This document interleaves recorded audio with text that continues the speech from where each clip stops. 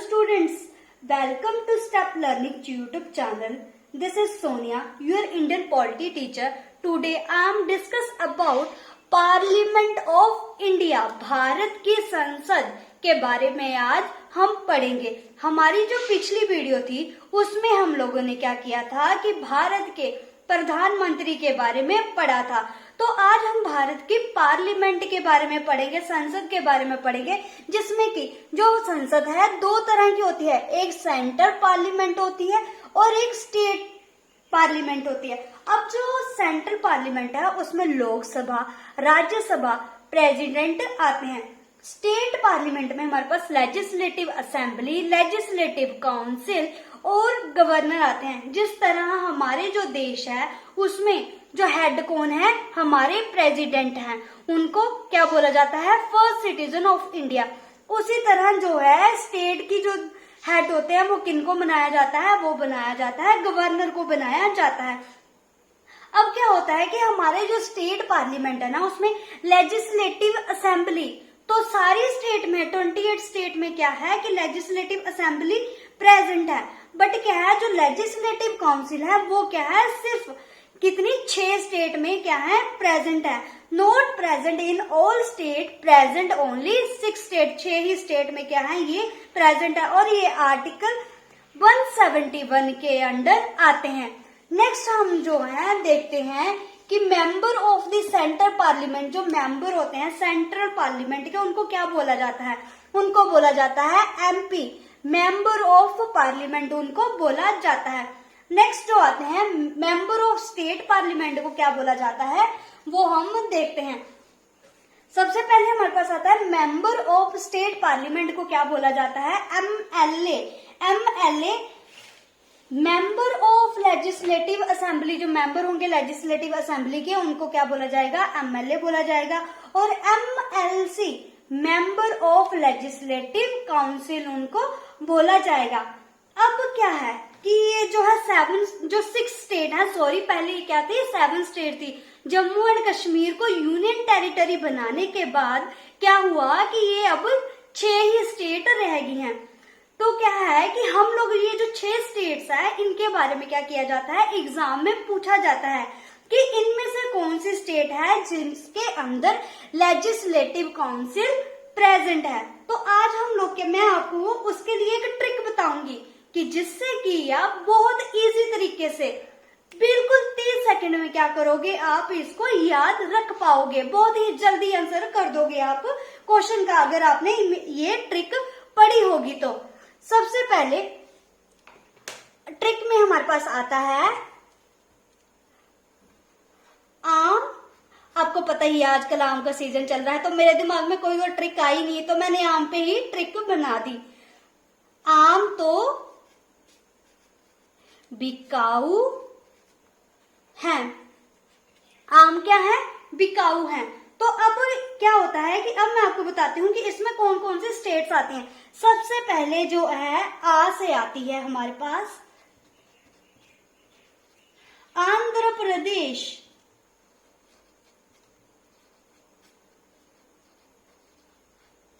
म से हमारे पास आता है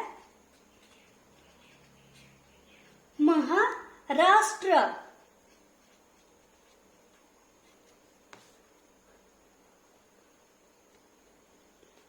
तो से हमारे पास आता है तेलंगाना,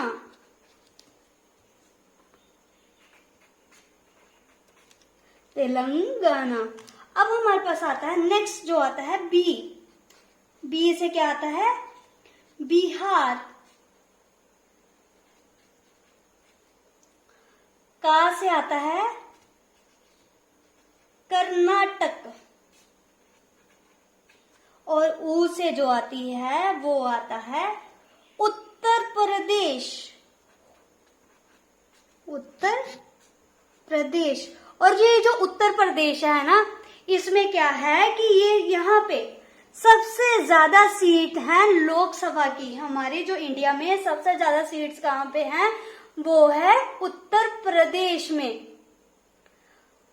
अब नेक्स्ट जो आता है कि ये आम तो बिकाऊ है। देखना आप अगर आपके दिमाग में ये ट्रिक रहेगी ना तो आपको बहुत जल्दी क्या हो जाएगा, ये जो है 6 स्टेट है ये बहुत जल्दी याद हो जाएंगे, क्योंकि ये जो 6 स्टेट है ना ये एग्जाम में पूछी जाती हैं।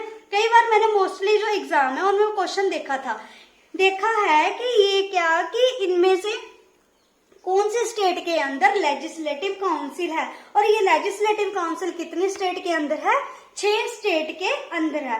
अब क्या होता है कि हमारी जो पार्लियामेंट है, सेंट्रल पार्लियामेंट है, सबसे पहले हम उसके बारे में पढ़ेंगे।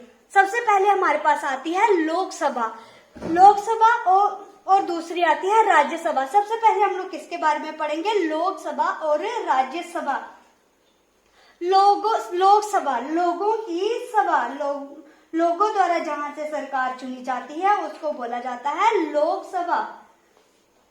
अब नेक्स्ट जो है इसके बारे में, इसको जो मैं पार्लियामेंट जो लोकसभा और राज्यसभा को क्या करूंगी कि आपको इनके बीच डिफरेंस करवाऊंगी, कि डिफरेंस करा के पढ़ाऊंगी, जिससे कि आपको जो पॉइंट है आपके माइंड में रहे कि हाँ कि उसका ये पॉइंट था, तो आपको ऑटोमेटिकली दूसरा जो पॉइंट है वो दूसरी जो, जैसे कि मैंने राज्यसभा का बता दिया, आपको दूसरा डिफरेंस अपने आप याद आ जाएगा कि हाँ कि हम दूसरे इस पॉइंट का ये डिफरेंस था।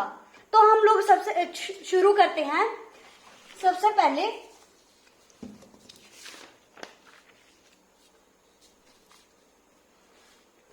राज्यसभा और ये है हमारी लोकसभा।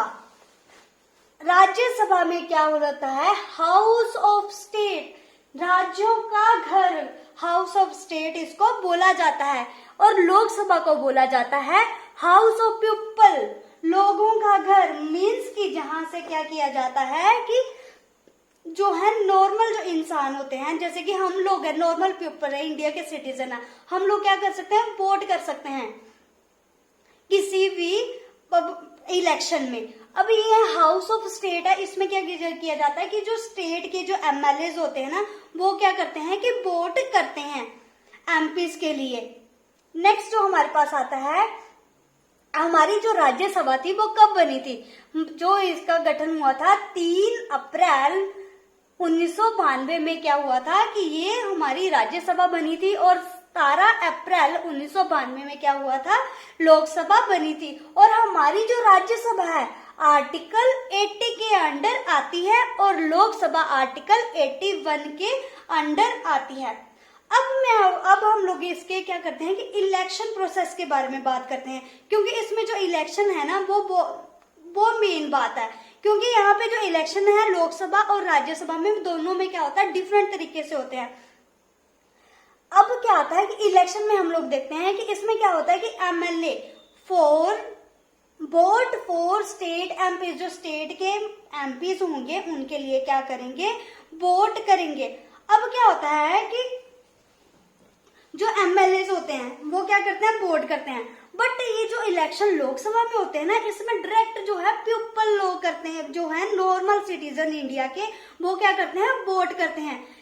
जैसे कि स्टेट में इलेक्शन होते हैं तो हम लोग जाते हैं ना, जैसे कि पंचायत के इलेक्शन अभी हिमाचल में आने वाले हैं, तो उसमें हम लोग क्या करते हैं, डायरेक्ट क्या कर रहे हैं, वोट करते हैं। उसी तरह हम लोग जो है हम सीएम के लिए जो, या फिर हम लोग जो डिफरेंट जो मंत्रीज बनते हैं स्टेट के लिए, उनके लिए क्या करते हैं, वोट करते हैं। वो डायरेक्ट कौन करते हैं, हम लोग नॉर्मल सिटीजन करते हैं।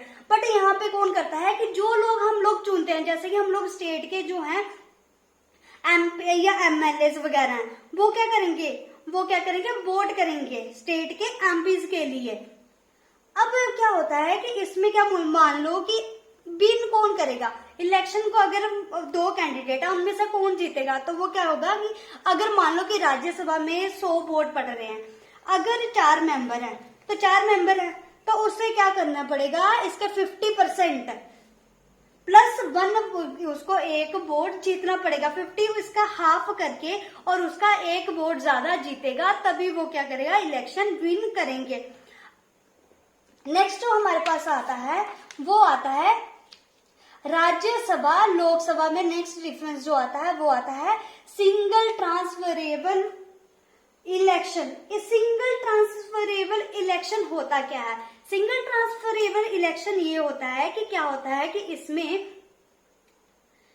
कि जो वोट है वो किस पे किया जाता है, प्रायोरिटी बेस पे किया जाता है, कि सिंगल ट्रांसफरेबल बोर्ड, कि जैसे कि जिसको आप बनाना चाहते हो, मेंबर बनाना चाहते हो राज्यसभा का, उसके लिए आप नंबर 1 पे उसको प्रायोरिटी दोगे, फिर दूसरे नंबर उसके बाद जिसको आप देखते हो फिर उसको वोट दोगे। ऐसे ऐसे क्या होता है कि इसमें प्रायोरिटी बेस्ड क्या होता है, इलेक्शन होते हैं, सिंगल ट्रांसफरेबल इलेक्शन होता है। और इसमें क्या होता है, डायरेक्ट इलेक्शन होते हैं। इसमें क्या होता है, क्या कहते हैं कि जो नॉर्मल सिटीजन होते हैं वो क्या करते हैं कि जहाँ पे वोट पड़ रहे होते हैं वहां पे जाते हैं, वोट करते हैं। बाकी कोई प्रायोरिटी बेस नहीं होता, किसी एक को वोट करना होता है जो आपकी चॉइस होती है, तो उसे क्या बोलते हैं, डायरेक्ट इलेक्शन। अब क्या हो जाता है कि राज्यसभा को क्या बोला जाता है, अपर हाउस, इनको क्या बोला जाता है, अपर हाउस बोला जाता है। और लोकसभा को लोअर हाउस और हाउस ऑफ पीपल भी बोला जाता है, और लोकसभा को हाउस ऑफ फेवरेट भी बोला जाता है, क्योंकि ये फेवरेट हाउस इसलिए बोला जाता है क्योंकि यहाँ से क्या की जाती है, गवर्नमेंट चुनी जाती है, इसलिए इसको फेवरेट हाउस भी बोलते हैं। अब हम लोग देखते हैं कि अब राज्यसभा का मेंबर बनने के लिए मिनिमम एज कितनी होनी चाहिए, तो वो मिनिमम एज होनी चाहिए 30 साल। और लोकसभा का मेंबर बनने के लिए जो मिनिमम एज कितनी होनी चाहिए, 25 साल। अब जो है कि ये जो 8 वाला पॉइंट है, प्रेजेंट स्ट्रेंथ राज्यसभा इज और 245 सीट।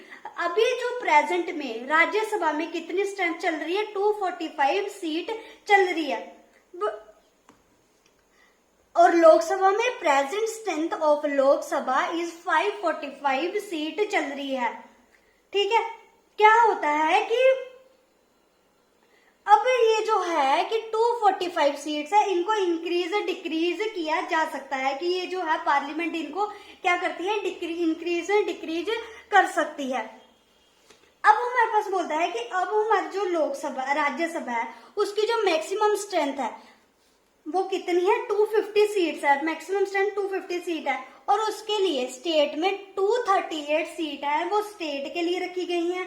और यूटी और हमारे जो है उनमें यूटी और हमारे क्या किया जाता है कि उनमें से 12 जो मेंबर है उनको नॉमिनेट किया जाता है by president from field art, science, literature, etc. ये क्या होता है कि साइंस के हो गया, ठीक है, लिटरेचर साहित्य के क्षेत्र से हो गया, क्रिकेट के खेल के क्षेत्र से हो गया। इनमें से क्या किया जाता है कि मेंबर 12 जो मेंबर हैं वो क्या किए जाते हैं, लोग राज्यसभा में वो नॉमिनेट किए जाते हैं प्रेसिडेंट द्वारा। अगर हम लोग अब बात करें लोकसभा की, तो लोकसभा में कितनी है, मैक्सिमम स्ट्रेंथ कितनी है, 552 इसकी मैक्सिमम स्ट्रेंथ है। और स्टेट को कितनी सीट मिलती है, 530 सीट मिलती है। और यूटीज के लिए 20 सीट रिजर्व होती हैं, जो है 20 सीट रखी गई हैं कि जो यूटीज है उनको कितनी सीट दी जाएंगी, 20 सीट दी जाएंगी। और इसमें कितने, 2 जो है मेंबर नॉमिनेट किए जाते हैं प्रेसिडेंट द्वारा। कौन से मेंबर किए जाते हैं, एंग्लो इंडियन कम्युनिटी। अब आप सोच रहे होंगे कि ये एंग्लो इंडियन कम्युनिटी होती क्या है। एंग्लो इंडियन कम्युनिटी वो कम्युनिटी होती है, क्या हुआ था कि जब हमारा देश आजाद हुआ था तो कुछ अंग्रेज तो वापस चले गए थे, कुछ फैमिलीज यहीं रह गई थी इंडिया में, वो वापस नहीं गई।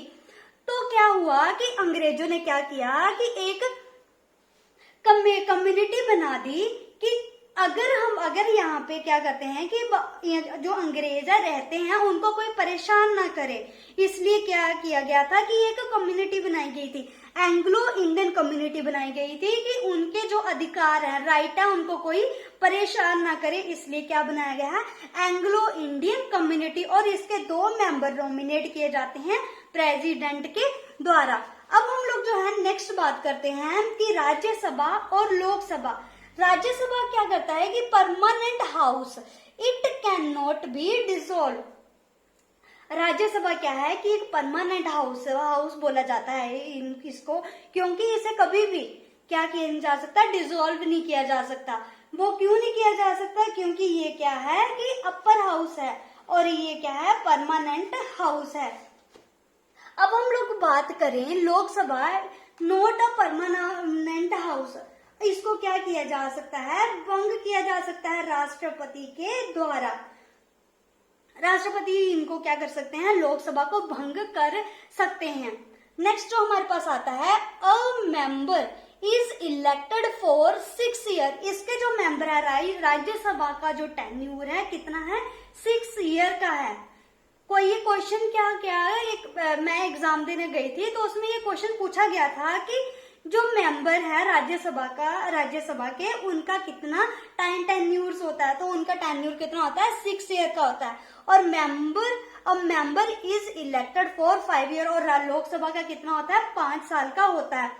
अब क्या होता है कि 6 साल का टेन्यूर तो होता है इनका, बट ये क्या करते हैं कि 1/3 of the member retire every 2 year. 3 में से एक मेंबर को क्या कर दिया जाता है, रिटायर कर दिया जाता है हर 2 साल के बाद। और इसमें लोकसभा में no member retire but can be dissolve earlier and can be extended. अब ये क्या होता है कि जो लोकसभा है ना, इसके मेंबर तो रिटायर नहीं होते। अगर गवर्नमेंट बन की है तो वो क्या करेगी, 5 साल रूल करेगी अगर वो सही चली रही। मान लो कि क्या हुआ कि जो हमारे जो प्रधानमंत्री है, जो हेड है, उन्होंने क्या किया, रिजाइन दे दिया। उन्होंने रिजाइन दे दिया तो और उनकी अपने मंत्रियों के साथ अच्छी नहीं बन रही, तो होगी उनकी क्या होगी, पार्टी क्या होगी, बिखर गई। तो उनके बीच अपने में क्या है, तालमेल नहीं बन रहा। तो वो क्या करेंगे कि प्रधानमंत्री ने रिजाइन दे दिया तो कुछ और मंत्री रिजाइन दे देंगे, तो क्या होगा कि उससे क्या होगी, उनकी पार्टी क्या होगी, डिसॉल्व हो जाएगी। उनकी पार्टी 5 साल पहले ही क्या हो जाएगी, लोकसभा से क्या हो जाएगी, उनकी मेंबरशिप खत्म हो जाएगी। अब क्या हुआ था कि एक बार अब कैन बी एक्सटेंडेड, उसको एक्सटेंड भी कर सकते हैं। क्या हुआ था कि 1976 में, अब क्या है, इनका जो है 5 साल का टाइम है। 1976 में क्या हुआ था कि जब 42nd क्या हुई थी, अमेंडमेंट हुई थी इंदिरा गांधी जी के टाइम, उन्होंने क्या किया था कि इसका जो टाइम है कितना कर दिया था, 6 साल, 6 इयर्स इसका क्या कर दिया था, टाइम कर दिया था। बट क्या 1978 में क्या हुआ था कि 44 जो थी अमेंडमेंट, कॉन्स्टिट्यूशन अमेंडमेंट हुई थी, वापस इनको कितना कर दिया था, 5 साल कर दिया था। नेक्स्ट जो हमारे पास आते हैं, चेयरमैन ऑफ राज्यसभा, आर्टिकल 89। जो चेयरमैन होंगे ना राज्यसभा के, वो कौन से आर्टिकल के अंडर आते हैं, 89 के अंडर आते हैं। और स्पीकर ऑफ लोकसभा जो है वो हमारे पास कौन से आर्टिकल के अंडर हमारे पास आता है, वो आते हैं 93 आर्टिकल के अंडर हमारे पास स्पीकर ऑफ लोकसभा आते हैं। राज्यसभा में क्या होता है, चेयरमैन होता है, और लोकसभा में क्या होता है, स्पीकर होता है। और the vice president of the x officio chairman of Rajya Sabha, जो हमारे वाइस प्रेसिडेंट होंगे ना, वो एक्स ऑफिसो चेयरमैन होंगे राज्यसभा के।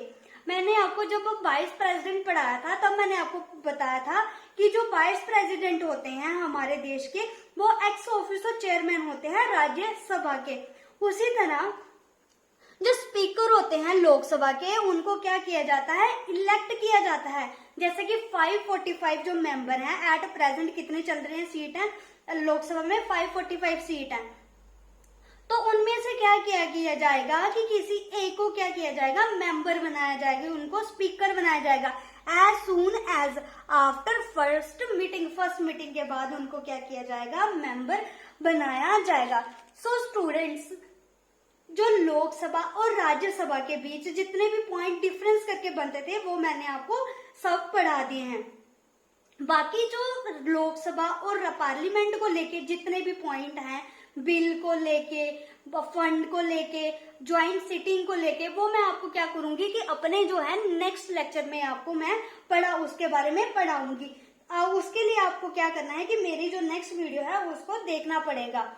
और स्टूडेंट्स, अगर आपको मेरी वीडियो अच्छी लगी है तो क्या करना है, आपको मेरे चैनल को सब्सक्राइब करना है, वीडियो को लाइक करना है और शेयर करना है अपने फ्रेंड्स के साथ, ताकि उन तक भी ये वीडियो पहुंच सके। और कमेंट करना है अगर आपको कोई डाउट है ना इसमें लोग पार्लियामेंट को लेके कि जहाँ मैंने कुछ गलत बोल दिया हो, अगर आपका कुछ ऐसा भी डाउट है तो आप क्या कर सकते हो, मेरे कमेंट बॉक्स में कमेंट कर सकते हो, ताकि मैं आपको आपके जो डाउट है क्लियर कर सकूं। सो स्टूडेंट्स, मेरी वीडियो देखने के लिए बहुत बहुत धन्यवाद।